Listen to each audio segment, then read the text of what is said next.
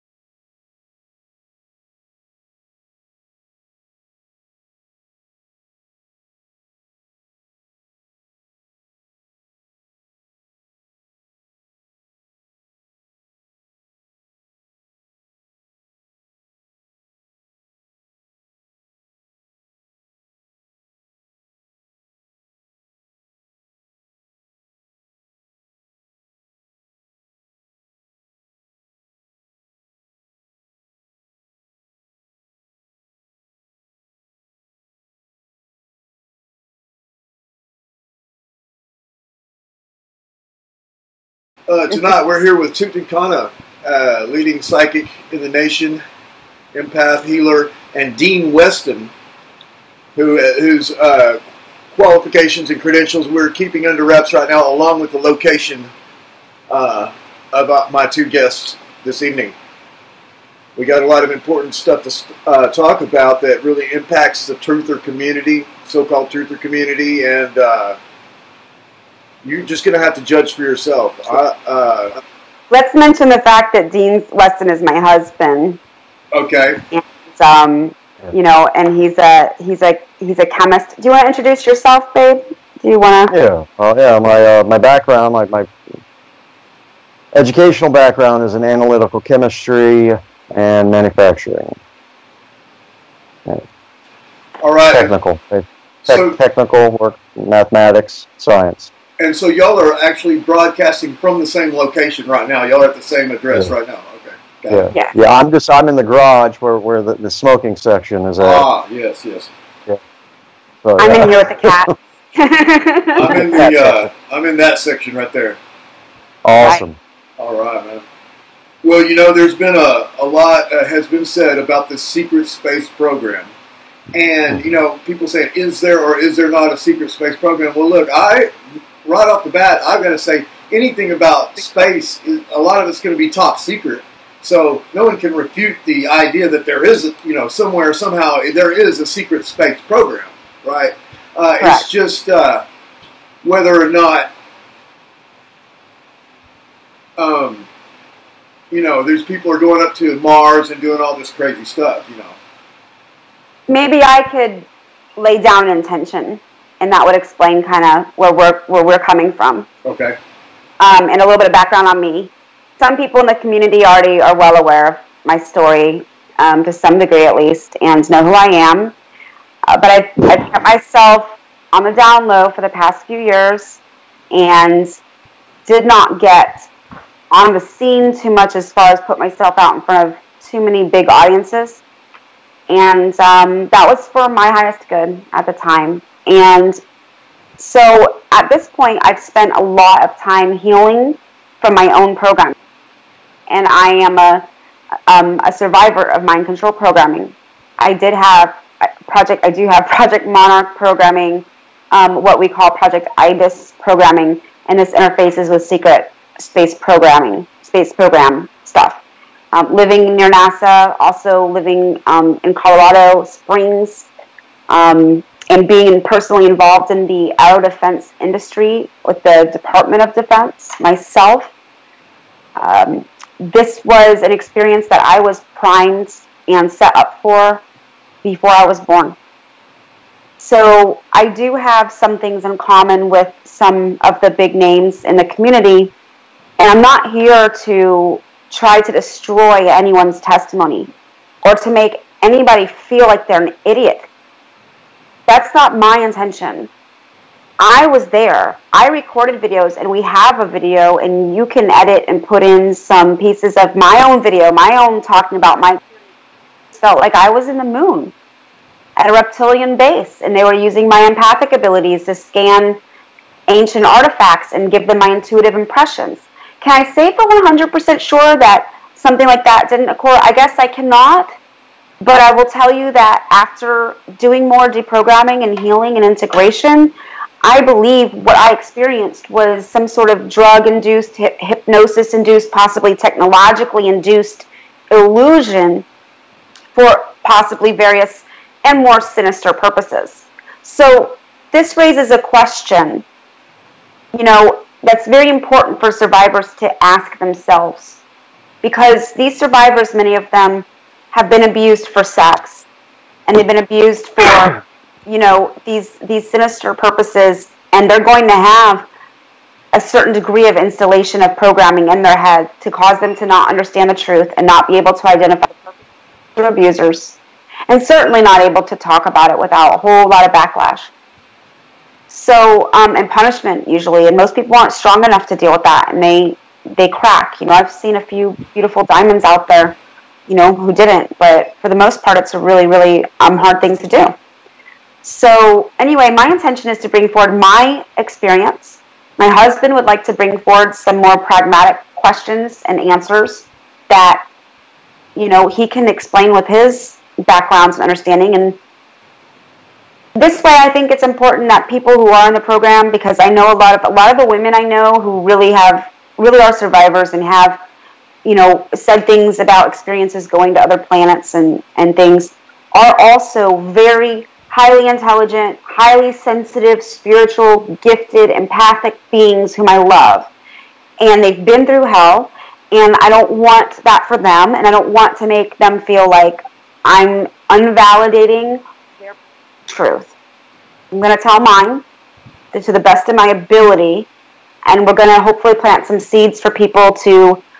All I'm asking is that survivors who really are serious about healing and cutting out the BS and the illusion and the deception and getting completely in touch with the organic reality for their soul, their divine blueprint, and the divine timeline for their highest good and for their Earth's highest good and everyone that they impact, then you have to ask yourself questions to dispel the illusions. Because what I have found to be true for me is that this scene is full of basically mentalists and, what would commonly be called, black magicians or warlocks or, people misusing occult knowledge of psychology, hypnotism, and even magic to, control people and manipulate them and use them to their advantage and feel powerful. So I think it's important that victims are able to ask themselves these questions sincerely and not be afraid to push in there if they get a lot of resistance, especially if you need to ask yourself sincerely if that could have not been real and perhaps there was something else that is a screen memory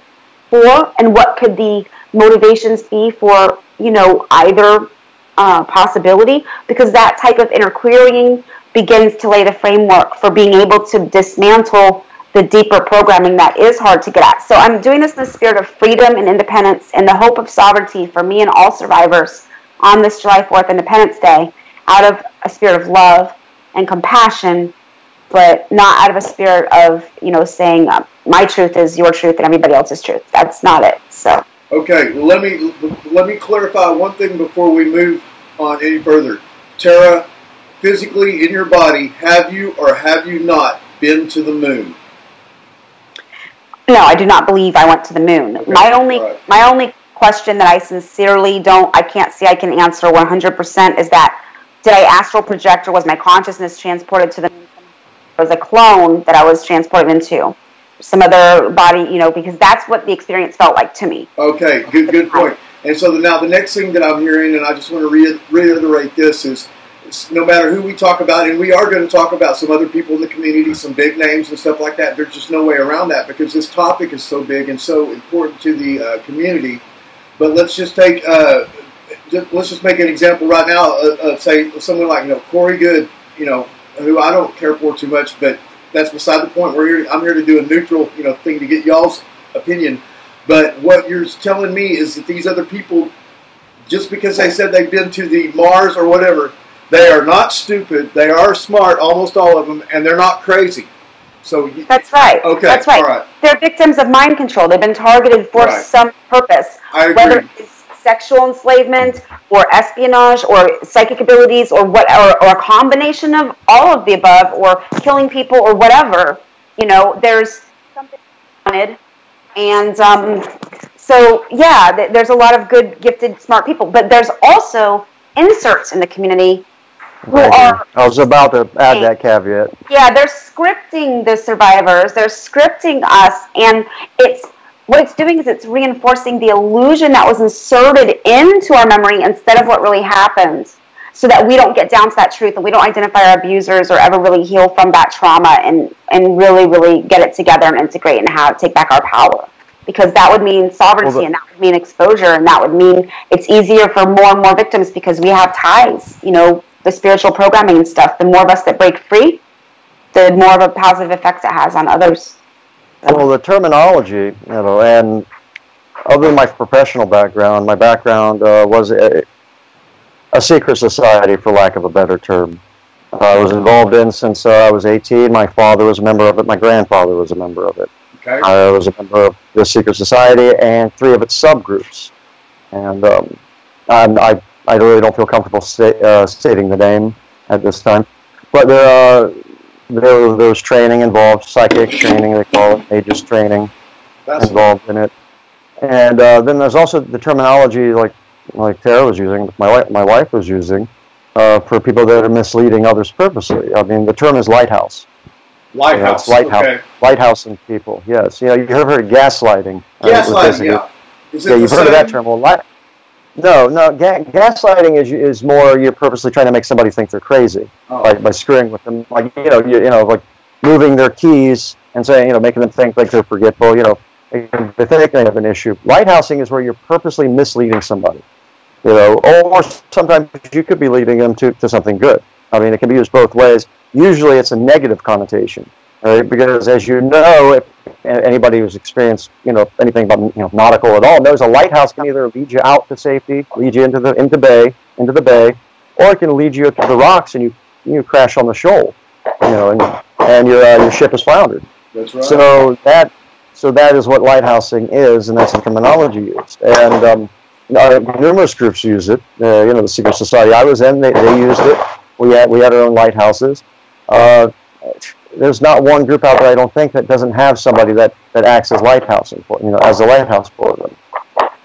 Then you have lures. Lures, similar to lighthouses, but you'll see these with some of these super soldier conventions, where you have these people basically that are up there saying they were a super soldier. Like James Rink. James Rink, yeah. Yeah, and I think I get all the names. Casbolt is another one. That's a possibility of a lure. Yeah. No. You said the opposite. I think you're getting backwards what you told me before. I think you said Casbolt's the one that does not have emotions, that comes across actually sociopathic. Okay, yes. Max Spears, the one that I knew casually. He's the dead one, right? Being used for lore. Okay, the one that died. That's yes, okay, that's okay. Then he was actually I believe being used as a lure. Basically, he comes out, says he's a super soldier, and the idea is that you bring in the super soldiers. People actually went through it. Now, some of them are just groupies and hangers-on, people that looking for a path, looking for a way. A small percentage, maybe 1-2% at the most, are actually going to be people that have actually gone through it and have been lost in the system. Because especially after the Cold War, ending in '89, a lot of these people, they were lost. The government lost track of them. The various agencies involved in them lost track of them. Between '89 and '91, with the fall of the Eastern Bloc. And then the deconstruction of our own government that occurred at the time, and we were no longer on such a war footing. A lot of funding got slashed, and suddenly there was no more money to track these people. So now you have to bring in lures to bring these people back. Can you share with them why you believe that he was being used as a lure? Because there's nothing to indicate from from what I've seen of his videos, nothing to indicate that he's actually been through any form of super soldier programming. He was psychic, Now, I believe. you? And Yes, I believe psychic was I believe that people did handle him and control him, but not as a super soldier, but purposely as a lure. Okay, so can you share any other reasons why you think that, or no? Because you told me that you specifically asked about. Yes, yeah, well, files I saw, yes, and things I saw, but no. Yeah, I mean, other than that. Okay, well, fair enough. Now, I don't think, everyone knows Duncan O'Finian and Randy Moggins, and they're some kind of your older super soldier type guys, and I really don't think I've never heard anyone refute that these guys are super soldiers. Now, Duncan O'Finian says that James Casbolt is not a super soldier. I don't know if he is or not. I kind of am leaning towards that he is, but whether he is or not, I would have no trouble believing that James Casbolt was at least a killer, because he doesn't seem like he doesn't seem like, I don't know if you want to use the word punk or whatever, but I mean, he seems like he's been in some tight situations and stuff. I will tell you that my experience with him is that he does have legitimate spiritual programming, okay? So he is tied into the same spiritual network. He does have, a connection into it, just like Max Spears did too.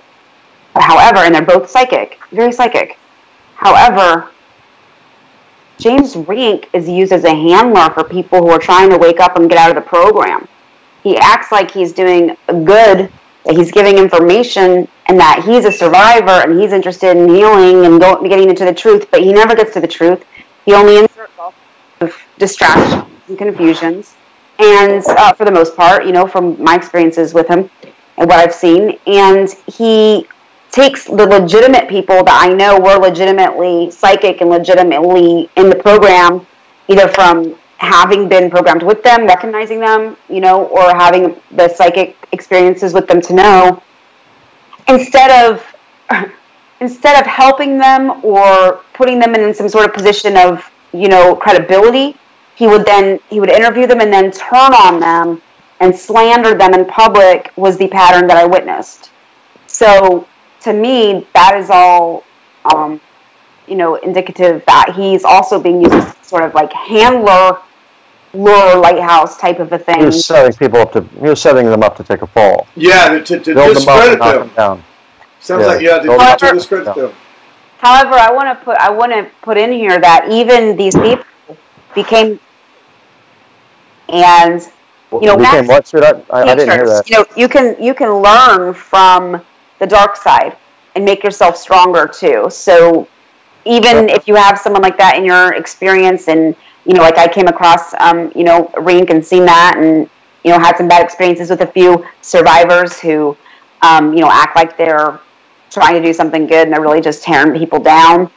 I learned to become neutral pretty quick and to observe and to not make them my enemy, to some extent, to watch and to learn from it.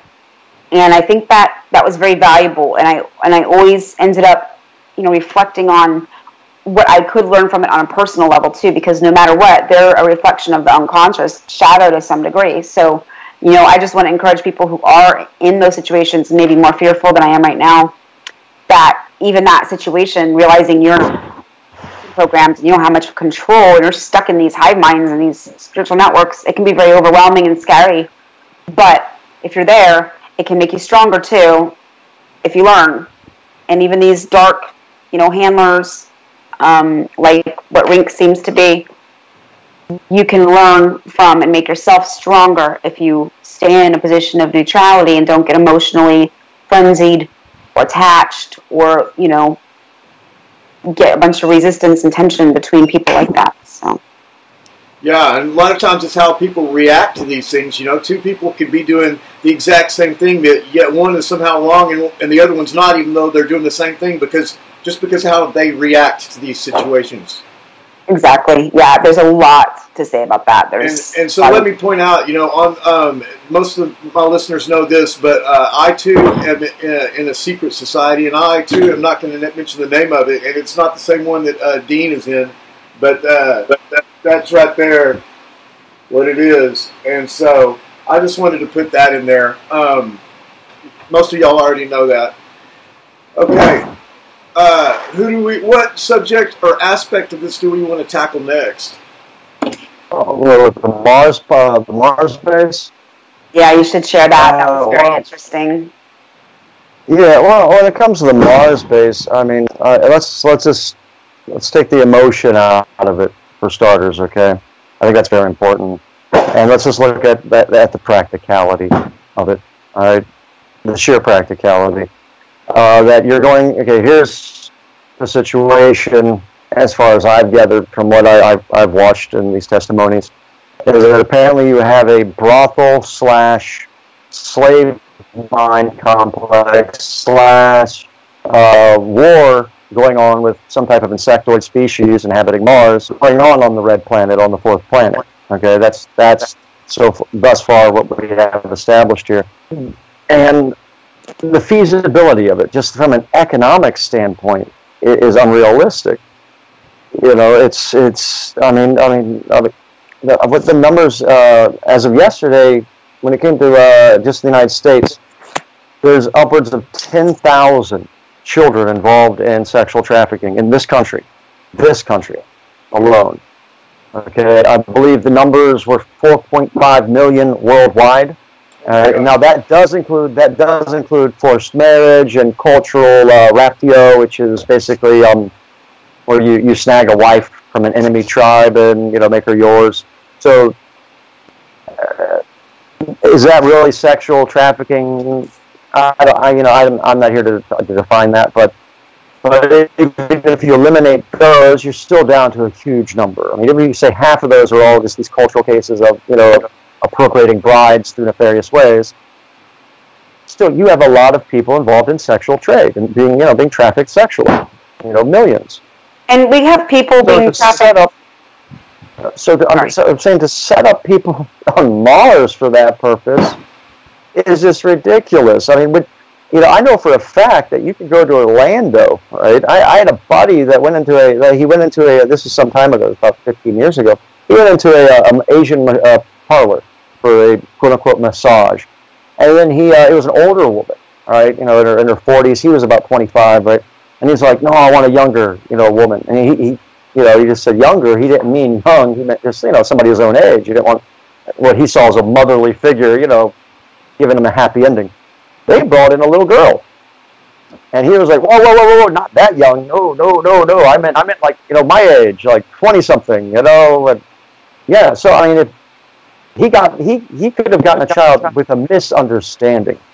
Yeah, I've been to Thailand personally when I was 17 years old, and me and a friend went in a bar, and there was girls up there, and they were not very old. They were probably 14 or 15 years old, and they had numbers on them, and we were about 17 years old. I was scared. We just went in there to try to get a beer. We didn't know it was going to be that, and it was weird. I was scared, and we got out of there, but it's scary. That's called sexual tourism. A lot of people engage in it. You have it in Netherlands, you have it in Thailand, you have it in other Asian countries, Southeast Asia. Cambodia is a big one. Even parts of Australia. And there's a lot about Australia I'd like to cover later on. But, and this country alone, Mexico, and then you have Brazil. You have the she-male, what basically they call them, they have a term, I forgot the actual Portuguese term. But there's a term basically with boys that get breast jobs, and they're like 15, 16 years old that are being trafficked in, right outside of Rio. So you can get pretty much what you want on this planet. So I don't see the point in setting it up on another planet. It's just not economically feasible. Yeah. All right. The travel expense. Now granted, they're saying some of them say they were teleported, some say they're brought by spaceship. Either way, teleportation. Okay. Don't get me started on the physics of that. But just the cost. No, Dean, because Andrew Basiago is one that I believe a scripter, one who is involved probably knowingly in handling us and layering in manufactured memories and supporting them with his garbage. And the time travel teleportation, he has thousands of people protesting the government to release that technology for the high. Well, here's the teleportation issue. Okay, there's a conundrum. Okay, in physics with when it comes to this, and that if you were to if you have the capability of doing Star Trek-esque style beaming or teleportation, all right, that means you have the ability to copy the human body down to the very, the very cellular level, down to the DNA level, okay? Which means you make a copy of the body, you atomize it and destroy it, and you recreate it using elements at the other location, okay? So you can essentially create infinite amount of people using this technology. If you can create a teleporter, you're actually creating. It's actually not a teleporter. It's a recreator. It's an automatic cloning device, and that's what it is. So it basically takes all the memories, everything. The physics involved in that are beyond our scope. And I know people are going to say secret technology, secret this, secret that. Our government our government's not very good at keeping secrets. Let's be honest here, okay? We like to fool ourselves into thinking that our government's really good at keeping secrets. And like you had the Manhattan Project, World War II. That, everybody knew we were working on an atomic weapon. The whole purpose behind the Manhattan Project was just to hide where and how we were working on it. It was known that it was being done, right? So we can't hide. In the 90s, we couldn't hide a president getting filleted. In the Oval Office. Good point. You got a blowjob in the Oval Office, and that could not be hidden, for God's sake. Okay, so if you think we're going to be able to hide teleporters, Basiago, or whoever else is pimping this idea, please give me a break. Yeah. Okay, and then also let's deal with the fact that if you've been teleported, you are no longer you, because you were deconstructed and destroyed. You're atomized, disintegrated, and recreated using a substrate matter on another location. So that's not you anymore. That is a copy of you. Right. And then if you're brought back, it's another copy of you. And every time you do this, you're making another copy of you. And there's no reason why they can't make multiples of you at that point, because now they've recorded everything about you. So up until that moment, like right now, 8:31 Eastern Time, if they were to go ahead and teleport me, they can create infinite amounts of me with the memories I have up to this moment over and over again. All right, so, and thus far I've not heard Basiago or one of them complain that there's a multiples of them running around, because things like that would happen. There would be cases that they would be able to do that. And then if you have that technology, why bother even using people? You can just go ahead and copy somebody and send a copy of them to Mars. Yeah, of course. So why send the original? Right. So right there we have the problem of technology, the huge amount of energy that it would take to do so, the computational power just to record right down. It took us years to record the human genome. Right? So now we're going to copy every portion of you, including your genetic material and your DNA and your memories, and somehow teleport it. It's just ridiculous to think that that's what's going on. It really is. The spaceship is more realistic. The spaceship is more realistic. Yeah. Even that is incredibly costly. Whenever something doesn't make sense, that's a red flag, because depending on what they say they do and what they do is two different things. With MK Ultra type Project Monarch style programming, it can be abused for sex and not even remember that it happened. So people who are going to what they believe is Mars and what I believed was the moon, that level of an experience, it is possible that there are times when that's not what's happening, but what's happening is the person's remembering a suggestion or a screen memory or something that was installed in some other way through drugs or technology, and in reality there was possibly some sexual abuse.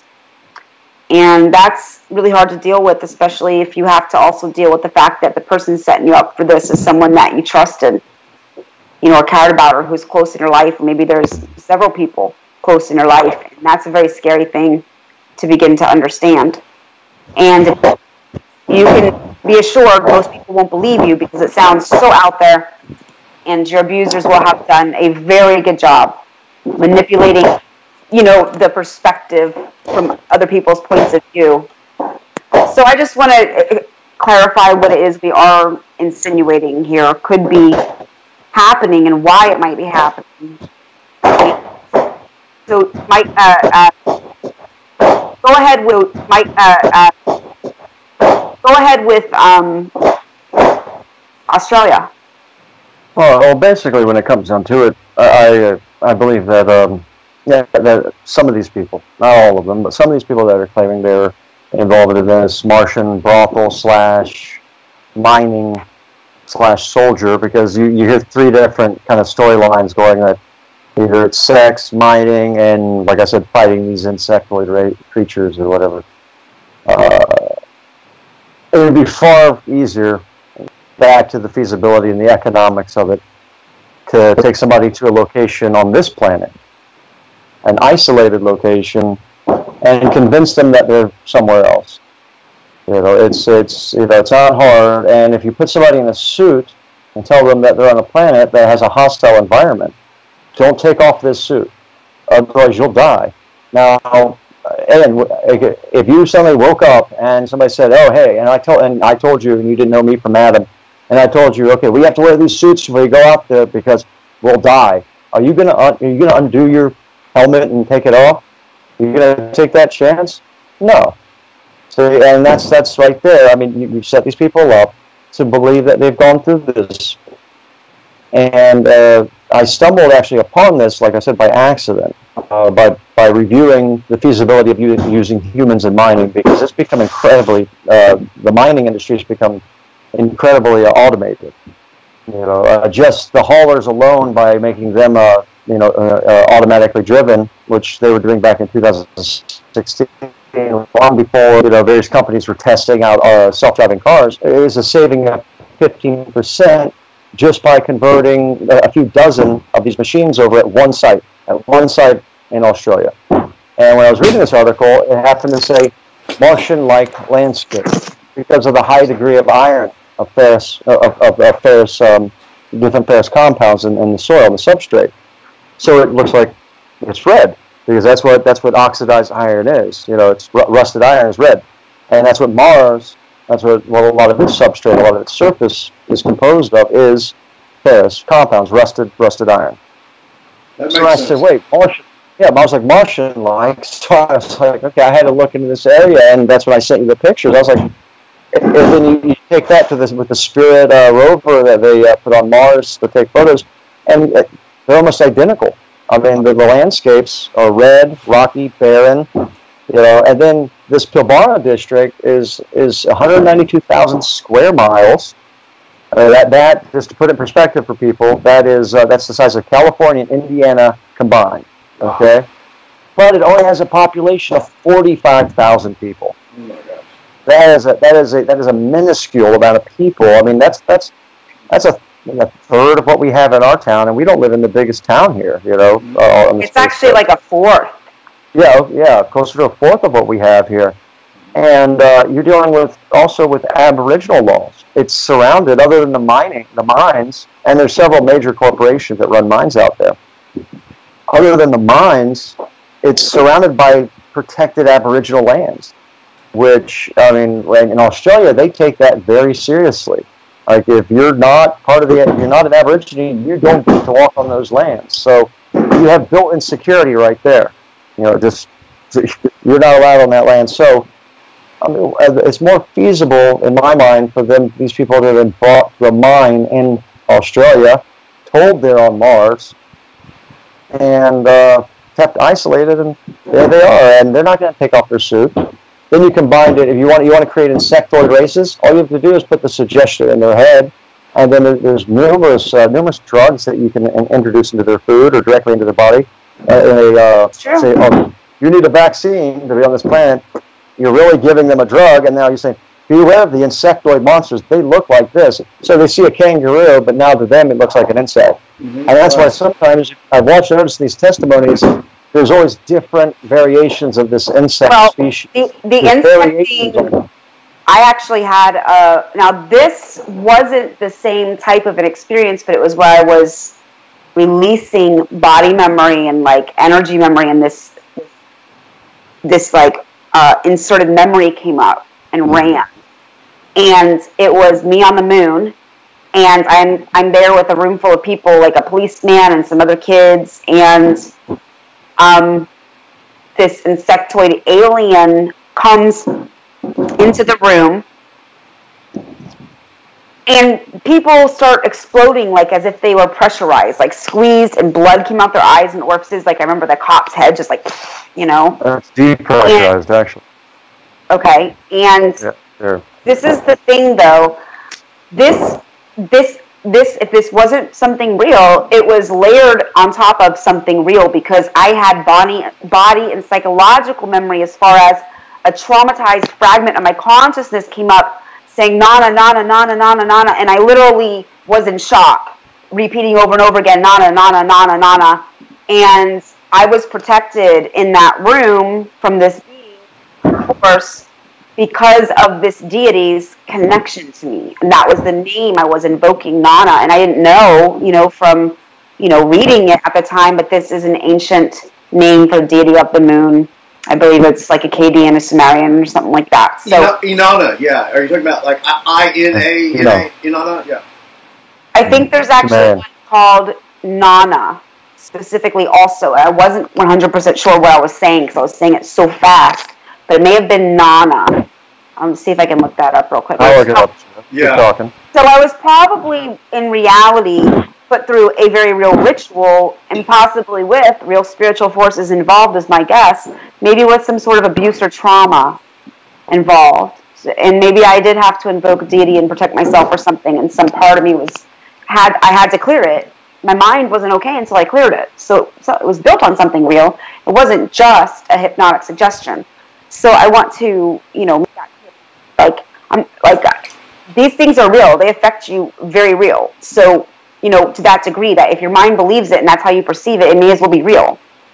You're going to feel the effect of it. Right, yeah. That's really painful, and it's hard. And so when I hear stories like somebody saying, when I was on Mars and I was being used as a sex slave and I had to perform, for the military and do things and test guns and stuff, and these guys who kept me were very sadistic, and they would actually be able to call back in time. Yeah. I'm thinking maybe this guy really was held up somewhere and sexually abused in a child sex, slavery cult or something, and they were filling his mind with these things, just like, to reinforce the false reality that they were in, and they were given this illusion. What if that place was in a setting like Australia, where we see it looks just like the surface of Mars? There's hardly any way you can tell the difference. So what I'm trying to suggest is a third option, a third possibility that I haven't heard discussed at all. And the fact that I haven't heard this discussed at all worries me more and concerns me more, that there are hidden hands involved in this agenda. For sure, yeah. And their purposes are very sinister. And the light inside many of these people who are survivors is true. And I believe in them, and I believe in their ability to integrate and to claim their true power and turn it on them. Because if we're a cog in their system, and we become self-aware, and we become sovereign, we can use ourselves as an implant in their reality, just like they became one in ours. And it's really upsetting and overwhelming to realize that you're tied into something like this, and it doesn't happen in a day or a year or a month to get disconnected. Sometimes it doesn't happen all in one lifetime. So being able to find a centered and neutral way to deal with it, look at it in a positive way, use it for the higher good, I think is really important for protecting our psyche. And one of the problems with the super soldier programs is when you've been abused and you've been humiliated and you've been through these things and you're being handled, marionetted and all this stuff, deep down you have been deprived of love, and you've been deprived of self-esteem. So it's so much easier, and it's almost like hydrating when you're thirsty, to believe that you're doing something heroic and there's something that makes you a hero, or that you are helping other people in a way that you're not being helped, But if you can turn that into reality, or on the spiritual and multidimensional level, you are becoming that, because you are turning your energies into a bug up their ass instead. And you can hijack other people. You can help them out of the system, and you can turn them. You can turn them and help them become part of organic light systems of spiritual beings and networks instead. And they can help them. Good good brotherhoods and good sisterhoods do implant as well to assist people. And I want other survivors to be willing to listen to every voice inside, every inner voice of wisdom that comes up, and not be quick to suppress even the ones that they get the greatest resistance to at first, because there may be something there. There usually is. And it's a possibility, and it makes a lot more pragmatic sense, that these abusers and these sadistic people, who we know are greedy, would want to do this as cheap as possible. What do they do in the world that is not as cheap as possible unless they're milking part of the profit themselves? You know? Yeah. But, you know, a brothel on Mars is what? That wouldn't be too expensive, right? Well, it sure would be pretty trippy too. But maybe psychedelic for these abusers as well. It's pretty trippy, I'm sure, to feel like they're on Mars and this guy believes it, and you know. It sounds like people have weird fetishes and fantasies too. You have somebody, trapped that believes they can't escape. You know. So, yeah, I mean, you have a section. The Mars thing. Here's another thing. I think it was Basiago. That's the one for some reason I was subjected to the most. Yeah, the one that lowered your IQ after like 5 minutes. Yeah, the one that I was a railgun. Oh, no, that was not Basiago. That was not him? That's a man I interviewed on my show, isn't it? Yeah, who had the railgun on his wrist? Mounted, right? That might have been a man that appeared on my show. Is Tony Rodriguez? Is that right? Maybe, yes. I don't know. I get them all blurred because I watched them all back to back. You know, but he stated that he had a railgun mounted on his wrist. I'm thinking, okay, did you have a nuclear accelerator on your back, or did you did you have a massive capacitor strapped to you somewhere? Because the U.S. Navy has been trying to work on railguns for 20 plus years, and the technology has been relatively perfected, but still, you have a power usage.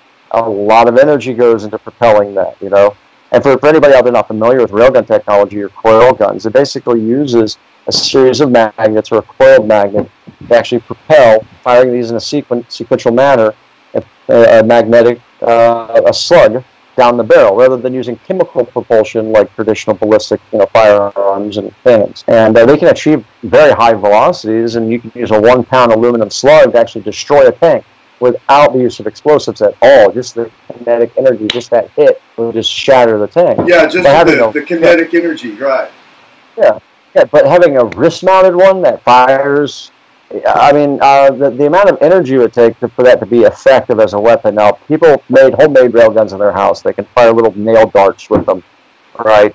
But even then, they have to charge it up. You can see their battery, their power supply they're using. Right? They charge it up, and they can maybe stick it into a piece of wood.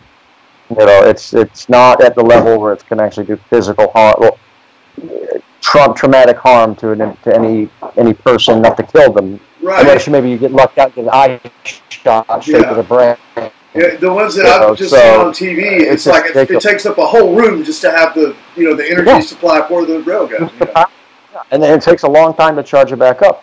I mean, the Navy's perfected it as far as they've gone with a Ford class aircraft carrier. They're using basically railgun technology now for the launch. Instead of using the steam catapults, they're now using a mag left to propel the aircraft off the carrier deck. Right. So I mean that technology is there, but it takes up a lot of space. Yeah, they just don't have it down to the old wristwatch yet. That sounds like a But he said himself he didn't fire it. Yeah, he did. He missed. Somebody could have convinced him that he didn't have the technological understanding to put this together, and he could have been being sodomized, and just throwing out there. The whole point of this is to be able to encourage people to think independently. I'm not putting the guy down. I know. I'm just clarifying. I'm just saying that more than likely, if somebody did, like I said, take him somewhere, convince him he was on Mars, and say this is a railgun, it was more likely pneumatic. Because they can do that with a CO2 cartridge, and just basically a glorified air gun, and tell you it's a railgun. I mean, if you're not going to take it apart, especially considering the part that they said they didn't give him any training, how to use it, kind of gives it away that maybe they didn't want them to know what it really was. You know, so they're going to say railgun because it sounds really high tech, right? Mm-hmm. So, and really, it's just a paintball gun with a little metal ball in it instead. You know, and that would explain why I missed, because the ballistics of it's going to be horrible. And, you're firing a ball out of a little tube on your wrist. You know, so but I guess it's convincing. You could say, if you're trying to convince somebody that we have high tech, drug them up, tell them they're on Mars, and strap a device on their arm and say it's a railgun. Yeah. That'd go a long way into like, oh really? Oh, okay, you're right. Okay, I'll do what you say. Yeah. I want to go back. Off either, right? I want to say something about someone you guys brought up because it's weighing heavy on my heart. You guys brought him up, so let me say my piece. Who? Max Spears, okay? You know that his girlfriend, his soulmate, was somebody who I love dearly, and I very much appreciate the work and the healing that she's done for herself, and that she's even, helped me with. So I can't, in good conscience, not clarify my position on this because it's not right. She's, there's a super soldier program that is like the psychic super soldier program, and we do have psychic experiences that are they're interdimensional. There, of course, there's in deception and all of that with the magic, but we're talking about 4D realities that you can get taken into with your astral body when you're dreaming or out of body or things like that, and be put into mission scenarios and stuff, and they're really like testing you and exhausting you and doing stupid things more on the psychic realm. Those programs are real, but it's more of a 4D reality than something that we should look at like physicality, I think. And as far as Max goes, he was psychic. He definitely had ability like that, and he did get some good information out there. Although some of it, Dean, I know you believe he was being used as a lure and handling and stuff, or putting it together, whatever. I believe, if I'm not mistaken, he admitted that publicly and said that he was being handled and that he knew he was still under control and he was trying to break it. And he did speak about some very important truths about living from the heart. Personally, that his love for Sarah was incredibly motivating and incredibly organic. And I think that he tried. I think he did realize toward the end some deeper, darker things he was involved in. And I think in my heart and soul that he tried, to use his position to do what he could. And I think he did want to protect Sarah. I think that it backfired. And that's kind of my gut instinct on that. But he ended up protecting her somehow, being a sacrifice. And we are left with some good teachings and some good wisdom from him. So he did do some good, and I think he did have good in his soul too. And he did have light in there too. So we all can have a shadow and light. So, well, here's what. No, I'm not putting him down. I mean, I know, but I just have to. I understand, and I want you to say your piece too. I want you to point out, all aspects, and that's what we're here to do. But I just didn't want to leave that hanging because of the fact that he's somebody that because I've personally been impacted in a positive way by Sarah Adams and by him and by others who have been impacted positively by him too. I just gotta throw that into the mix too, because that's part of the cake batter. I'm not saying he's perfect, but he never claimed to be perfect. Yeah, well, I just let me just throw in my opinion right quick. Get right straight to the point, and that is just if Max Spears was or was not a super soldier, that doesn't mean that he hasn't been through just a ton of mind control and stuff like that. I mean, something happened for sure. Now whether he was a super soldier or not, I never said that he wasn't. I don't know. That's why I'm here, just to try to learn. And you can also from the only thing I can attest to with him and that is the psychic super soldier program stuff. And you can be a legitimate victim and still be used as a lure, just like they tried to do with me, where I've had psychic experimentation stuff done and targeting done at the same time. They tried to make me basically a lure for a false message, to misrepresent the truth, and it ends up being mostly a disinformation agent. Where I would have brought out some truth, but I would have been bringing out a lot of untruth as well, and that was one of the reasons why I took so long to, stay to myself and work things out better in my head and my life and my heart and get to a place where I felt, I was more integrated and safe.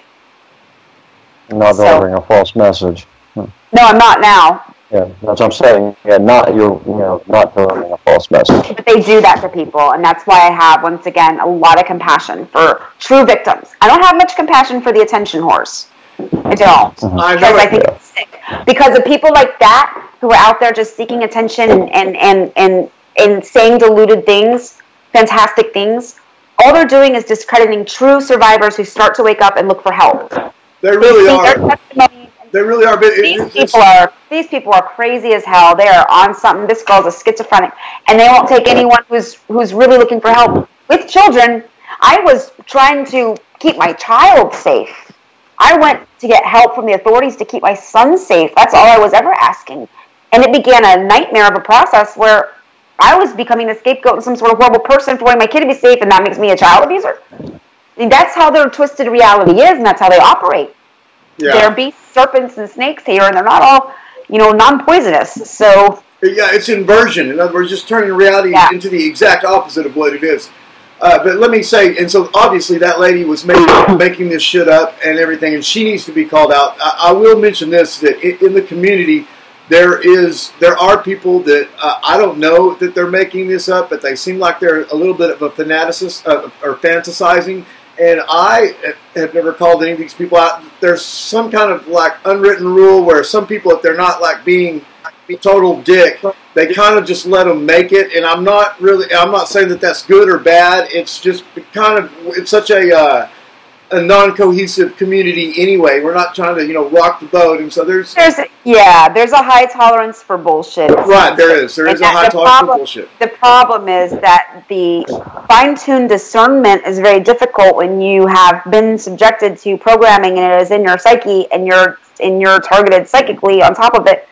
So refining discernment is a serious thing. It's a serious endeavor. It takes years and years of being willing to look inside and getting to know the different energies out there and the motives, because every single being has its own agenda, and you have to be able to be wise, That's right. And also the people who are targeted for this, we're also highly creative, and our tendency is imaginative, and it's a beautiful, magical gift, really, for art, for healing, for whatever, for magic even. Well, let me just mention this. I have been down with the idea of the Anunnaki. Seems like forever, believing when I was a kid and everything like this. But recently, over the last 5 or 6 years, I realized, hey, wait, this is a narrative that's going on here. There's an Anunnaki narrative, and so where I wanted to believe these things that we see from history are true, that they're saying these Anunnaki, there's some type of truth to it. I had to distinguish and discern, using the word that you're using, I had to discern in my mind the difference between the Anunnaki and the historical, what it may have been, mythological, real, and the Anunnaki narrative. Right, so you have to consider the source, hold on, and you have to consider their motivations and their agenda, but let me just finish my thought stream because it was important. The women, especially, and the people who are subjected to the programming when their psyche is forming and have had deliberately created multiple personalities installed into them with, psychiatrists' help and professionals' help who do this. They rely on your creativity. They target high creativity and intelligence because they need your creativity to constantly create a new reality for the new parts of you that didn't get compartmentalized from the trauma. So the part of you that has the memory of what happened has to stay away, and the new part of you has to create a whole new reality to explain things and a whole new world to live in, basically, where you believe certain things are going on with different people and different things that they can manipulate your actions through manipulating your motives. And that's how they keep control, and you constantly have to restructure. Do you know how many personalities I had to build in myself to save me from the ones they built? Because there's a difference. There's a difference between organic. I'm saying today because my higher self did that, and I do that. I had to rebuild my mind, and I'm still doing it. That makes sense. It makes they to have an effective person that they're doing these treatments to, they need somebody that can make up some shit just so they can survive, basically. Well, there's a problem once they find somebody that they can fracture, and they can fracture their personality. You have two issues occurring there. You have organic fracturing that would is developed as a self-defense technique, a method of self-defense for your own mentality, your own sanity. Then once that's established, they can start purposely fracturing personality and creating programmed alts. That's one thing I've advised Tara about, is being careful when she's going through integrating, what she terms as integrating her alts. Bringing they're not all my alts. All of them, that has to get not all of them need to be brought back in. Some of them are programmed alts that if you bring them back in, it's going to trigger the programming, and then it's going to trigger the subroutines. Part of my new structure. Yeah. Man, it's very complex. Then the subroutines will start kicking in, and then now you've just integrated it into the key personality, and that was their goal. And I did that. I did that at times. Hoping you would absorb it in. So, like she's saying, she'd done it at times, and it started triggering the subroutines and the programming involved with that purposely made artificial alt. Hold on 1 second. Edit this out. I'm about to run out of juice here, so I'm going to plug this in. All right. So, and it's just me. Welcome to the Dean Show. Tonight on the Dean Show, we're discussing Martian brothels. Should they be legalized? Should they be legalized? Should they be legalized? Should they be legalized? I say they should only be legalized outside the city, like they do in Las Vegas.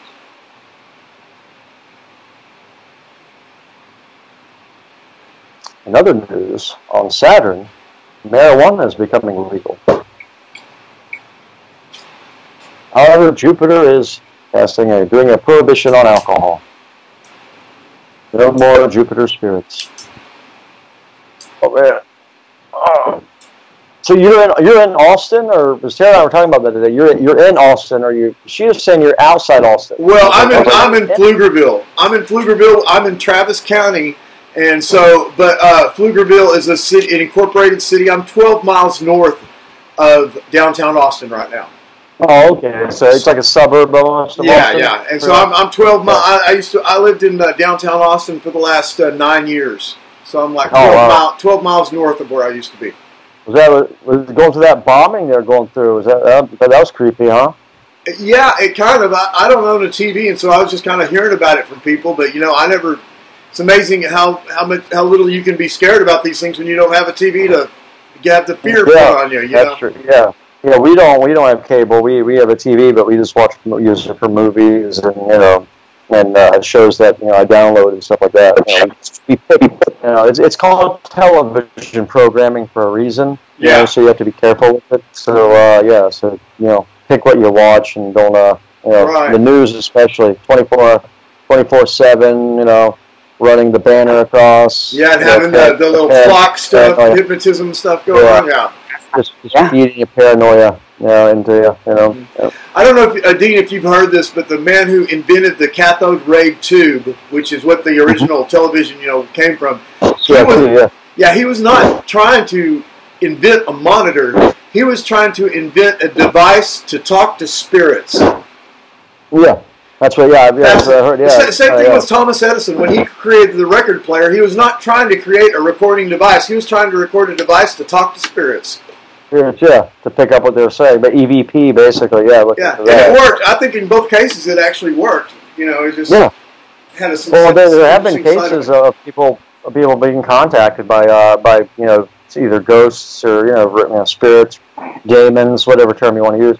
But through the TV and through radio and through through recordings, they use recorders for EVP to pick up that phenomenon. Definitely, yeah. And they can piggyback carrier waves, on these programs and stuff like that. And we're all certain that there was some people tried to pull a ritual on me just only a couple months ago in Colorado, and we're all but certain that this programming, that it was just regular programming, but some type of forces were piggybacking some stuff on top of it. I didn't watch the program. I refused to watch it, so I can't really tell what was or what was not on it. But we were speculating. I finally got Tara. I don't know if you've ever seen the movie, but They Live. You remember that with Roddy Piper? Right? Yeah, I finally got to her to see that movie. That's a cult classic, man. Oh, it is. It was way ahead of its time. For 1988, it was way ahead of its time when he all the subliminal messaging that was being I remember for years running around with the sunglasses. Just look. Yeah, consume, breed. It is so obvious, what it's representing the so-called elite or whatever. But they interviewed John Carpenter, and they said, it really represents the elite. It doesn't. He's like, oh no, it's Republicans. The whole movie was about Republicans. Yeah. Oh, come on, man. Man, what's up? That movie is also incredibly homoerotic when you watch it. But I mean, Carpenter had a lot of homoeroticism in his films. Okay, guys, let's get back off track. Sorry. I think it had the longest fight scene in history too. Yeah, that's what I said. Yeah, I was telling. It's the longest. It's the longest fist fight in cinematic history. Okay. Yeah. And take 3. Okay. So I want to bring up one more important thing tonight, and basically just putting the pieces together. There's some truth. There's levels of truth to extraterrestrial and interdimensional consciousness. These things are real. There's real experiences to be had. You have to have a lot of discernment to be able to navigate what is real and what is a deception or illusion. And that's not going to be most people's resume, So my biggest concern about all of this is the bigger picture that I see, the bigger agenda that I felt I was being prepped and used for at one time, which I've been successfully dismantling, breaking myself out of, and gaining my true personality, my true self, my true sovereignty, and taking control of my life again, so that instead of doing what I felt compelled to do for years, now I'm able to start from scratch and organically express my heart's desire and get to know what my true desire is to do, what's coming from my soul. And what I saw was basically an agenda utilizing the Catholic Church, utilizing the Vatican to begin to believe in the integration of physical aliens into our population, and a disclosure movement that would be accompanied by a false intervention of light, basically a false intervention from benevolent extraterrestrials in a physical way with our government or high-level officials or things like that.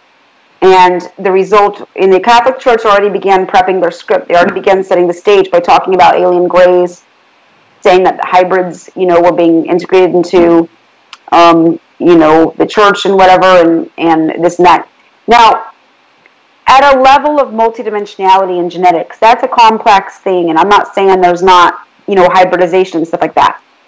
I'm only saying that there was a fake agenda, and the Catholic Church was setting itself up for that. And I know from my experience that there is groups involved in handling and carting around victims like myself when we're in hospitals, and embedded within the police that are connected to Italian organized crime groups that I believe are connected to the Catholic Church, Jesuits or something.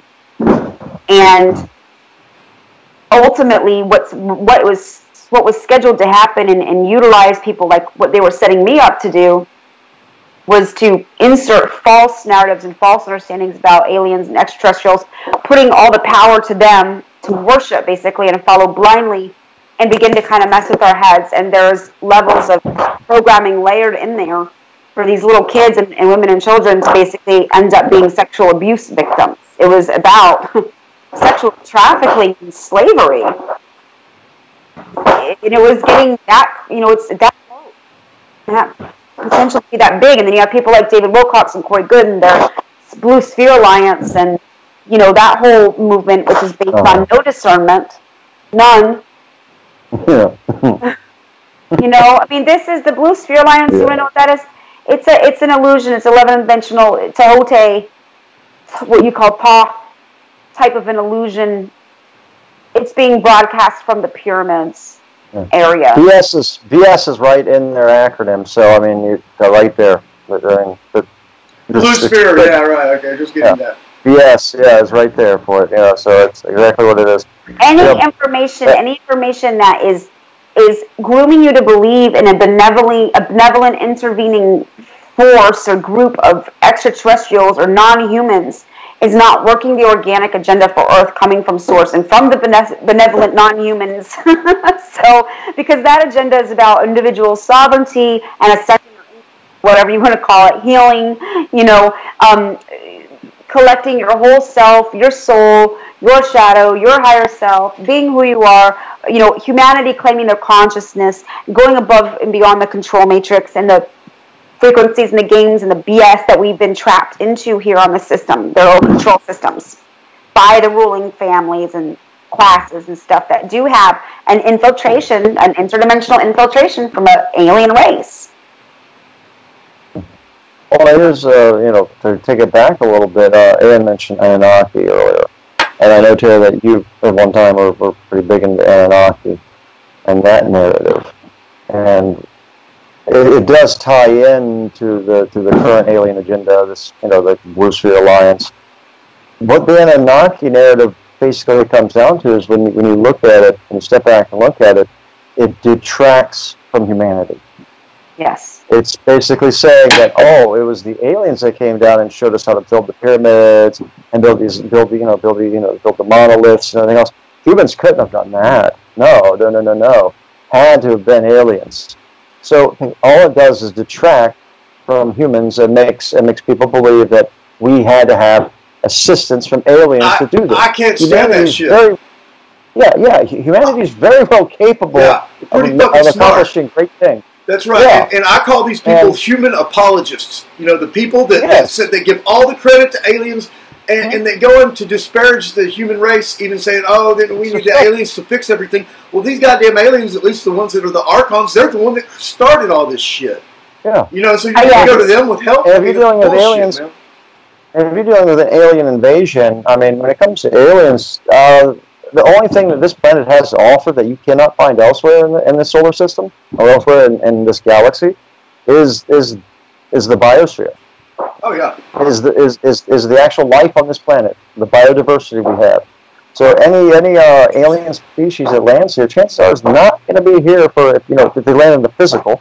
Now, I'm not talking about interdimensional travel or anything like that, but if they land here physically, literally spaceships coming out of the sky. They're coming here for the biomass of the planet. That means every living thing down through the bacteria. So they're here to collect all that biomatter and use it for whatever purposes. They ain't here to help. It would be extremely dangerous to become naive and begin trusting any alien force. Extremely dangerous, because the benevolent ones, like the Anunnaki consciousness that is really being talked about, that is true, that I have experience with, that is organic to my spiritual ascension, is an interdimensional. It's misunderstood. The wisdom of the Sumerian texts and the Egyptian gnosis and mysteries, it's misunderstood. What I really experienced was going to the other world, and the Anunnaki and the Egyptian deities are very similar. Ultimately, we're talking about interdimensional higher intelligences and aspects of us that ultimately can be our divinity, so that we can all become Anunnaki, basically, by activating our genetics, by ascending, by enacting our divinity, our human potential. The inheritance of our genetic upgrade, our human potential, I believe, comes from the cosmic creator, God of all. It's the divine expression of that consciousness, and it is the human form. And I do believe that even if there are benevolent, I do believe in expressions of God consciousness on other planets that have memory of that, but there are humans. They're humanoids. The humanoid form is the divine expression. The animals and it's the cosmic pattern. It is the cosmic pattern par excellence. I agree with you. Yes. Mm-hmm. So anytime someone's going, hey, you're helping us, buy my hat. I'm like, you're not on the same mission I am, because this is not the timeline of true human empowerment and sovereignty and spiritual truth being unveiled, and the mysteries. Even if they're misdirected, those people are traitors. And let me tell you, I've been thrown out of a number of UFO groups for, they say, well, what if they came down here, what would you do, or anything like that? And my answer is always the same, because I do have something for these aliens. I got something for these ETs, right? Fuck that, huh? I got a whole closet full of firearms ready to go for them. Yeah. I got something for them. Yeah, we don't take kindly to the anti-human agenda in this house. No, hell no. And it detracts, like I said, it detracts from humanity. As it's written in Genesis, we shall create them in our image. God and His angels. So humanity is created in the divine image. So, and that's what the true Anunnaki were, the Elohim. That's what we're really talking about. Yeah, by and by people on that agenda to be like, oh my God, to get people sucked down that alien narrative path, basically. Because most people are too unconfident and they don't feel the connection to source that, other people feel, that sensitives feel, people like me feel. So they almost don't have the self-confidence to believe that, and they're taught by society that they don't have that power, and that magic and the Force itself is all just Star Wars stuff and sci-fi, and it's not. There's so much more to, concepts of human consciousness and connectedness and divinity and all that stuff that we have a hard time believing could even possibly happen. We couldn't even have power over our own life and have a soul that loves us and, a higher calling. But it's easier to believe that these aliens are going to come rescue us. Well, some people can't feel that connection to source, unfortunately, because of chemical tampering. Yes. Fluoride in the water. Fluoride actually, calcifies, destroys the pineal gland. The pineal gland creates the ecstatic feeling of feeling connected to God or source or whatever terminology you want to use. Whatever deity of your choice is. And so some people physically are unable to on a chemical level. They're not able to because of the tap water being fluoridated. No, you're absolutely There's no right. purpose behind fluoriding and putting fluoride in the water. And I know this sounds like a nutcase conspiracy stuff, but this is my problem when it comes to like flat earthers and things like that, and certain other groups that a lot of it, and this Martian agenda, this Martian narrative, is that it detracts from the actual problem. Like you have flat earthers that will detract from people that are trying to call attention to vaccines and the dangers of them, or fluoride in the water and the dangers of that. You have this Martian agenda that we've been talking about. That's detracting from and distracting from the actual abuse of victims and the psychological, psychic, physical, and emotional. Yeah, that's reprehensible. On this planet, not on Mars. It's happening on this planet. And like I said, my theory that I've come to is it's in an area like Pilbara. I challenge anybody watching this, look up pictures of Pilbara. It's spelled Pilbara. Pilbara. I'm not sure if it's pronounced Pilbara. I'll put that on the screen here. Yeah, put that up, and you can look it up on Wikipedia and look at all the mining companies that are involved in that, and it fits very well. Now, maybe I'm wrong. It could be a different location. That one just seems to stick out as uniquely isolated and is uniquely available to be used for nefarious purposes. For the reasons we mentioned before, like the Aboriginal laws that protect the area surrounding it. But you have all these other narratives like this that distract from the real issues that people. So somebody saying vaccines are dangerous, they're like, people are like, oh, they start to listen. Oh, and by the way, the Earth is flat. Now you've lost me. You're right. Exactly. I'm not going to look at the vaccine issue now because you just lost me. And that's the reason. It's all by design. It is all by design. Get my kids vaccinated and hope they don't end up with autism. Or autism-like syndrome. Yeah, and it's illegal to get the GC multiphage, and then the nagalase inhibitors they put in our food. It's just killing the GC multiphage. Yeah, but they don't want that. Yeah. No, they want people to get cancer or die like my dad did. But the fluoride was introduced into the water. From reports I've read, that it was introduced to deal with Catholics actually to try to bring down Catholic involvement. Well, here's the interesting thing about it. That was the original fluoride, but what they call fluoride these days, it's not. It has sulfuro something in it. The actual name of it's like 3 pages long, and you're a chemist, so you know this. And it's a byproduct of chemical processes that they do in China. If you touch 1 drop of that stuff, you'll die, just like on the spot. It's poison. It's actually used. It's used as it's used as a pesticide. It is illegal in every country in the world except for 8 to put that in people's water. And those 8 are like the United States, Canada, Britain, Australia, everywhere else. It's illegal to even put it in the water. Western countries, yeah. And it's and you know what? It doesn't do a lick of good because drinking fluoride is not going to help your teeth. It's not going to help your bones. Now, a fluoride treatment that the dentist does, where he applies it directly to the teeth, does some good. Okay. But drinking it, ingesting it, it's not going to go where it needs to go. It's not like calcium. And taking calcium Dean, I don't know if you've heard this, but the stuff that they don't put in our water, everything that's left over, it costs $50,000 a barrel to dispose of this shit. That's how deadly it is. Well, yeah, because the sodium caustic, they use sodium caustic, water, that's highly expensive, highly dangerous chemical. That's just one of the major ones they use to clean it. I mean, aside from chlorine. Now, chlorine in and of itself is not that dangerous, though. I mean, chlorine's not too far from salt water.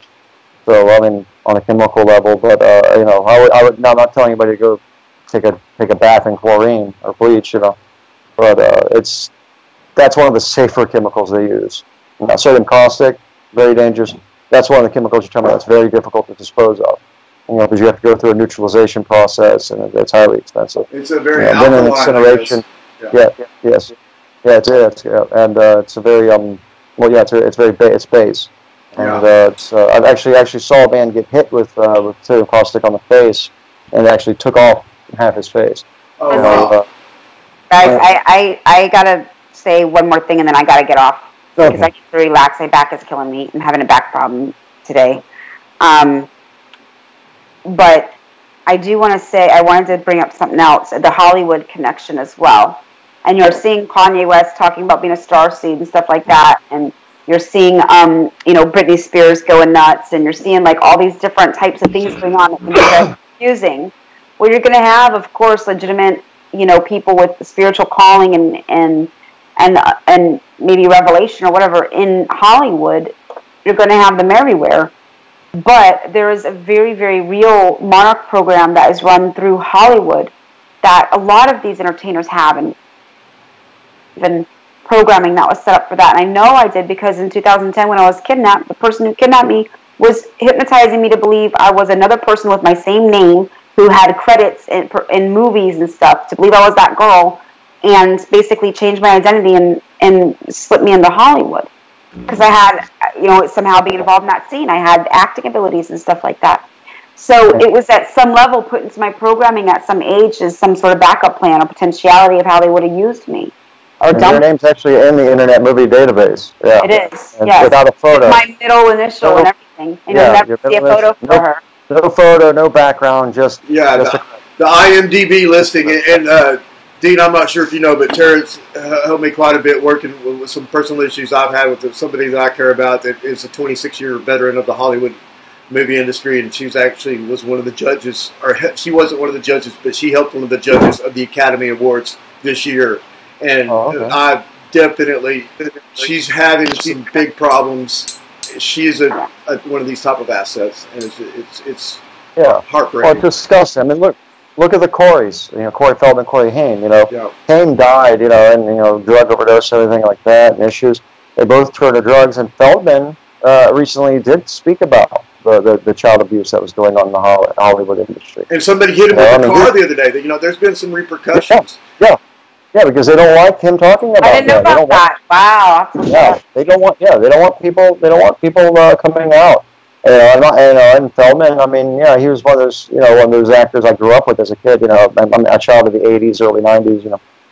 And I mean, both Feldman. And it's really sad to happen to them and to find out that they are being sexually abused and mistreated in the way they were. And that this may even be happening to adults without their permission, and somehow that their memories are being wiped. That's what's hard for the average person to understand, is that their memory, you can actually be made to forget this stuff. Yeah. Once again, you get involved with a fracture, and you can go ahead and wipe out the memory. I've seen it personally. I know someone that this is happening to. It's incomprehensible. Yeah, so you don't believe in it until you see it firsthand. Even people who do oftentimes still refuse to believe it. I know it, like me. But it's so hard to believe, and it's painful too, because there's a lot of pain with realizing that somebody's being hurt and right in front of your face, and you don't realize it. It's hard to believe. Know they've been hurt. Yeah.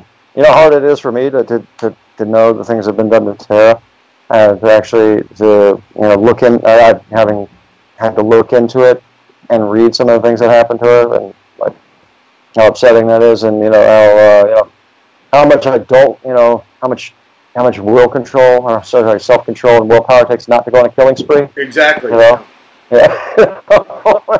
It's true. Sometimes I like to take that psychic power and send it negatively towards some people, but I practice self-control. neutrality. Just for clarification, I'm not saying killing spree. I'm not saying killing spree as in just random people. I'm thinking specific people that. Just a night of cleansing and purifying the palate. So to speak, purification. And some people really need it, but obviously that's not going to bring us any justice. It would only take away our peace of mind, to even consider something like that. That's not where we're at. You do have these emotions. It's normal to have those emotions. Well, sweetheart, you look like you're in a lot of pain there, babe. So. Yeah, I am. So let's talk production for a few minutes, and then basically, this is what I would like to see. What Dean and I were thinking, trying to keep it close to an hour as possible. Okay. I'm pretty sure you probably got enough material, right, to work with. I hadn't checked. We're gonna know right now because I got to just minimize this thing just a little bit, and I bet I can tell you how long we've been recording. We've been recording 1 hour and 41 minutes. And so, but Pflugerville is an incorporated city. I'm 12 miles north of downtown Austin right now. Oh, okay. So it's like a suburb of Austin. Yeah. And so I'm 12 miles. I lived in downtown Austin for the last 9 years. So I'm like 12 miles north of where I used to be. Was going through that bombing they're going through? That was creepy, huh? Yeah, it kind of. I don't own a TV, and so I was just kind of hearing about it from people. But I never. It's amazing how little you can be scared about these things when you don't have a TV to get the fear put on you. That's true. Yeah. Yeah, we don't have cable. We have a TV, but we just use it for movies and shows that I download and stuff like that. It's called television programming for a reason. Yeah. So you have to be careful with it. So pick what you watch and don't right. The news especially 24/7. Running the banner across. Yeah, and having the little clock stuff, hypnotism stuff going on. Yeah. Just feeding your paranoia, into you. I don't know, Dean, if you've heard this, but the man who invented the cathode ray tube, which is what the original television, came from. He was not trying to invent a monitor. He was trying to invent a device to talk to spirits. Yeah. That's what, that's what I heard, yeah. Same thing with Thomas Edison. When he created the record player, he was not trying to create a recording device. He was trying to record a device to talk to spirits. Yeah, to pick up what they were saying. But EVP, basically, and it worked. I think in both cases it actually worked. It just had a... Well, there have been cases of people being contacted by either ghosts or, spirits, demons, whatever term you want to use. But through the TV and through radio and through through recordings, you use recorders for EVP to pick up that phenomenon. Definitely, yeah. And they can piggyback carrier waves, on these programs and stuff like that. We're all certain that there's some people tried to pull a ritual on me just only a couple of months ago in Colorado, and we're all but certain that this programming that it was just regular programming, but some type of forces were piggybacking some stuff on top of it. I didn't watch the program. I refused to watch it, so I can't really tell what was or what was not on it. But we were speculating. I finally got Tara. I don't know if you've ever seen the movie, but They Live. You remember that with Roddy Piper? Right? Yeah, I finally got to her to see that movie. That's a cult classic, man. Oh, it is. It was way ahead of its time. For 1988, it was way ahead of its time when he, all the subliminal messaging that was being I remember for years running around with the sunglasses. Just look. Yeah, consume, breed. It is so obvious, it's representing the so-called elite or whatever. But they interviewed John Carpenter, and they said, it really represents the elite. It doesn't. He's like, oh no, it's Republicans. The whole movie was about Republicans. Oh, come on, man. Come on, man. What's up? That movie is also incredibly homoerotic when you watch it. But Carpenter had a lot of homoeroticism in his films. Okay, guys, let's get back to off track. Sorry. I think it had the longest fight scene in history too. Yeah, that's what I said. Yeah, I was telling it's the longest. It's the longest fist fight in cinematic history. Okay. Yeah. And take 3.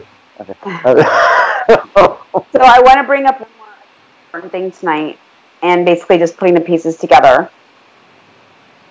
There's some truth. There's levels of truth to extraterrestrial and interdimensional consciousness. these things are real, there's real experiences to be had. You have to have a lot of discernment to be able to navigate what is real and what is a deception or illusion. And that's not going to be most people's resume, you know. So my biggest concern about all of this is the bigger picture that I see, the bigger agenda that I felt I was being prepped and used for at one time, which I've been successfully dismantling, breaking myself out of, and gaining my true personality, my true self, my true sovereignty, and taking control of my life again, so that instead of doing what, you know, I felt compelled to do for years, now I'm able to start from scratch and organically express my heart's desire and get to know what my true desire is to do, what's coming from my soul. And what I saw was basically an agenda utilizing the Catholic Church, utilizing the Vatican to begin to believe in the integration of physical aliens into our population, and a disclosure movement that would be accompanied by a false intervention of light, basically a false intervention from benevolent extraterrestrials in a physical way with our government or high-level officials or things like that. And the result, in the Catholic Church already began prepping their script. They already began setting the stage by talking about alien grays, saying that the hybrids, you know, were being integrated into, you know, the church and whatever, and this and that. Now, at a level of multidimensionality and genetics, that's a complex thing, and I'm not saying there's not, you know, hybridization and stuff like that. I'm only saying that there was a fake agenda, and the Catholic Church was setting itself up for that. And I know from my experience that there is groups involved in handling and carting around victims like myself when we're in hospitals, and embedded within the police that are connected to Italian organized crime groups that I believe are connected to the Catholic Church, Jesuits or something. And ultimately, what was scheduled to happen and utilize people like what they were setting me up to do was to insert false narratives and false understandings about aliens and extraterrestrials, putting all the power to them to worship, basically, and follow blindly, and begin to kind of mess with our heads. And there's levels of programming layered in there for these little kids and women and children to basically end up being sexual abuse victims. It was about sexual trafficking and slavery. And it was getting that, you know, it's that close. That potentially that big. And then you have people like David Wilcox and Corey Goode and their Blue Sphere Alliance, and, you know, that whole movement, which is based on no discernment, none. Yeah. You know, I mean, this is the Blue Sphere Alliance. You know what that is? It's an illusion. It's 11-dimensional Tehote, what you call Pa type of an illusion. It's being broadcast from the pyramids area. VS is right in their acronym, so I mean, they're right there. Blue Sphere, yeah, right. Okay, just getting that. VS, yeah, is right there for it. Yeah, so it's exactly what it is.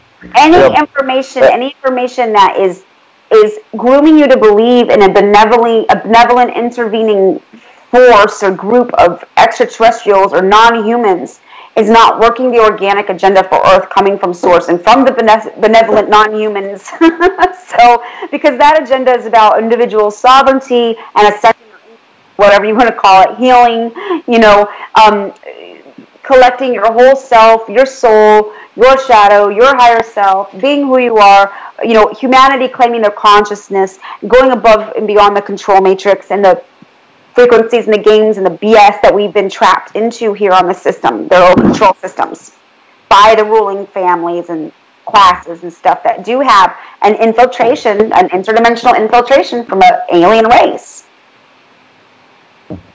Well, it is, you know, to take it back a little bit, Aaron mentioned Anunnaki earlier. And I know, too, that you, at one time, were pretty big into Anunnaki and that narrative.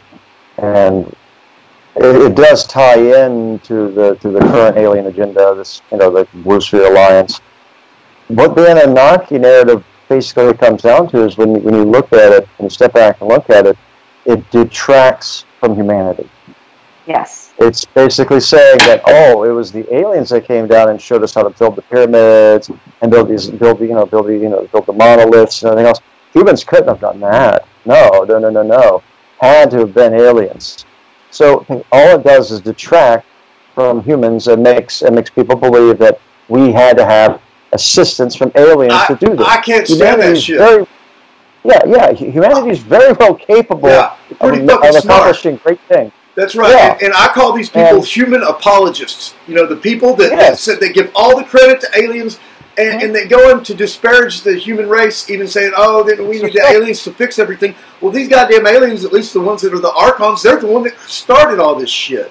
Yeah, you know, so you can go to them with help. And if you're dealing with aliens, and if you're dealing with an alien invasion, I mean, when it comes to aliens, the only thing that this planet has to offer that you cannot find elsewhere in the solar system or elsewhere in this galaxy is the biosphere. Oh yeah, is the actual life on this planet, the biodiversity we have. So any alien species that lands here, chances are is not going to be here for if they land in the physical. Now, I'm not talking about interdimensional travel or anything like that, but if they land here physically, literally spaceships coming out of the sky. They're coming here for the biomass of the planet. That means every living thing down through the bacteria. So they're here to collect all that biomatter and use it for whatever purposes. They ain't here to help. It would be extremely dangerous to become naive and begin trusting any alien force. Extremely dangerous, because the benevolent ones, like the Anunnaki consciousness that is really being talked about, that is true, that I have experience with, that is organic to my spiritual ascension, is an interdimensional. It's misunderstood. The wisdom of the Sumerian texts and the Egyptian gnosis and mysteries, it's misunderstood. What I really experienced was going to the other world. And the Anunnaki and the Egyptian deities are very similar, ultimately. We're talking about interdimensional higher intelligences and aspects of us that ultimately can be our divinity. So that we can all become Anunnaki, basically, by activating our genetics, by ascending, by enacting our divinity, our human potential. The inheritance of our genetic upgrade, our human potential, I believe, comes from the cosmic creator, God of all. It's the divine expression of that consciousness, and it is the human form. And I do believe that even if there are benevolent, I do believe in expressions of God consciousness on other planets that have memory of that. But they're humans. They're humanoids. The humanoid form is the divine expression. The animals and it's the cosmic pattern. It is the cosmic pattern par excellence. I agree with you. Yes. Mm-hmm. So anytime someone's going, "Hey, you're helping us, buy my hat," I'm like, you're not on the same mission I am, because this is not the timeline of true human empowerment and sovereignty and spiritual truth being unveiled in the mysteries. Even if they're misdirected, those people are traitors. And let me tell you, I've been thrown out of a number of UFO groups for, they say, "Well, what if they came down here, what would you do?" or anything like that. And my answer is always the same, because I do have something for these aliens. I got something for these ETs, right? Fuck that, I got a whole closet full of firearms ready to go for them. Yeah. I got something for them. Yeah, we don't take kindly to the anti-human agenda in this house. No, hell no. And it detracts, like I said, it detracts from humanity. As it's written in Genesis, we shall create them in our image. God and His angels. So humanity is created in the divine image. So, and that's what the true Anunnaki were, the Elohim. That's what we're really talking about. Yeah, by people on that agenda to be like, oh my God, to get people sucked down that alien narrative path, basically. Because most people are too unconfident and they don't feel the connection to source that, other people feel, that sensitives feel, people like me feel. So they almost don't have the self-confidence to believe that, and they're taught by society that they don't have that power, and that magic and the Force itself is all just Star Wars stuff and sci-fi, and it's not. There's so much more to, concepts of human consciousness and connectedness and divinity and all that stuff that we have a hard time believing could even possibly happen. We couldn't even have power over our own life and have a soul that loves us and, a higher calling. But it's easier to believe that these aliens are going to come rescue us because... Well, some people can't feel that connection to source, unfortunately, because of chemical tampering. Yes. Fluoride in the water. Fluoride actually, calcifies, destroys the pineal gland. the pineal gland creates the ecstatic feeling of feeling connected to God or source or whatever terminology you want to use, whatever deity of your choice is, and so some people physically are unable to on a chemical level. They're not able to because of the tap water being fluoridated. No, you're absolutely right. There's no purpose behind fluoriding and putting fluoride in the water. And I know this sounds like a nutcase conspiracy stuff, but this is my problem when it comes to like flat earthers and things like that, and certain other groups that a lot of it, and this Martian agenda, this Martian narrative, is that it detracts from the actual problem. Like you have flat earthers that will detract from people that are trying to call attention to vaccines and the dangers of them, or fluoride in the water and the dangers of that. You have this Martian agenda that we've been talking about. That's detracting from and distracting from the actual abuse of victims and the psychological, psychic, physical, and emotional. Yeah, that's reprehensible. On this planet, not on Mars. It's happening on this planet. And like I said, my theory that I've come to is it's in an area like Pilbara. I challenge anybody watching this, look up pictures of Pilbara. It's spelled Pilbara. Pilbara. I'm not sure if it's pronounced Pilbara. I'll put that on the screen here. Yeah, put that up, and you can look it up on Wikipedia and look at all the mining companies that are involved in that, and it fits very well. Now, maybe I'm wrong. It could be a different location. That one just seems to stick out as uniquely isolated and just uniquely available to be used for nefarious purposes. For the reasons we mentioned before, like the Aboriginal laws that protect the area surrounding it. But you have all these other narratives like this that distract from the real issues that people. So somebody saying vaccines are dangerous, they're like, people are like, oh, they start to listen. Oh, and by the way, the Earth is flat. Now you've lost me. You're right. I'm not going to look at the vaccine issue now because you just lost me. And that's the reason. It's all by design. It is all by design. Get my kids vaccinated and hope they don't end up with autism.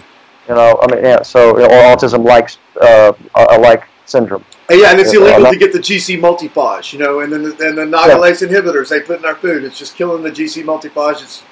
Yeah, but they don't want that. Yeah. No, they want people to get cancer or die like my dad did. But the fluoride was introduced into the water. I mean, from reports I've read, that was introduced to deal with Catholics actually to try to bring down Catholic involvement. Well, here's the interesting thing about it. That was the original fluoride, but what they call fluoride these days, it's not. It has sulfuro something. The actual name of it's like 3 pages long, and you're a chemist, so you know this. And it's a byproduct of chemical processes that they do in China. If you touch 1 drop of that stuff, you'll die, just like on the spot. It's poison. It's actually used. It's used as it's used as a pesticide. It is illegal in every country in the world except for 8 to put that in people's water. And those 8 are like the United States, Canada, Britain, Australia, everywhere else. It's illegal to even put it in the water. Western countries, yeah. And it's and you know what? It doesn't do a lick of good because drinking fluoride is not going to help your teeth. It's not going to help your bones. Now, a fluoride treatment that the dentist does, where he applies it directly to the teeth, does some good. Okay. But drinking it, ingesting it, it's not going to go where it needs to go. It's not like calcium. And taking calcium deep. Dean, I don't know if you've heard this, but the stuff that they don't put in our water, everything that's left over, it costs $50,000 a barrel to dispose of this shit. That's how deadly it is. Well, yeah, because the sodium caustic, they use sodium caustic to water. That's highly expensive, highly dangerous chemical. That's just one of the major ones they use to clean it. I mean, aside from chlorine. Now, chlorine in and of itself is not that dangerous, though. I mean, chlorine's not too far from salt water. So, I mean, on a chemical level, but I would. Now, I'm not telling anybody to go take a bath in chlorine or bleach, but that's one of the safer chemicals they use.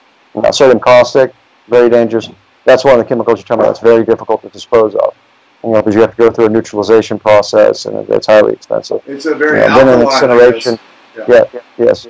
Yeah, it's a very it's base, and I've actually saw a man get hit with sodium caustic on the face, and it actually took off half his face. Oh, wow.